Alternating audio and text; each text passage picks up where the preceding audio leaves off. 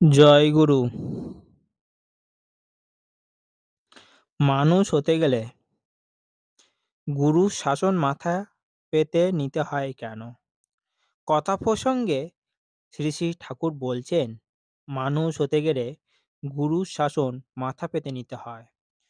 গুরুর কাছে কোনো মান অভিমান রাখতে নেই।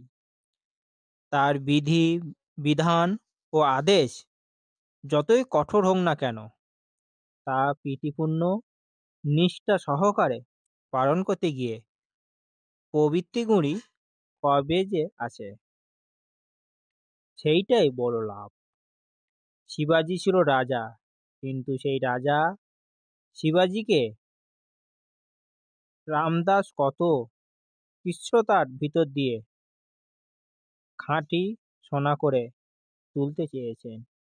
শুনেছি তিনি নাকি বলতেন, আমি ওকে এমন করে তুলতে চাই যাতে আমার অবর্তমানে ওর আওতায় একটা পিঁমড়েও কষ্ট না পায়। কাঠিয়া বাবা তার শিষ্যদের প্রতি খুব কঠোর ছিলেন। এর কারণ জিজ্ঞাসা করায় তিনি বলতেন, আমি ওদের এমন মানুষ করতে চাই যাতে জগতে কোনো কষ্ট ওদের কষ্ট দিতে না পারে। বন্দে পুরুষোত্তম।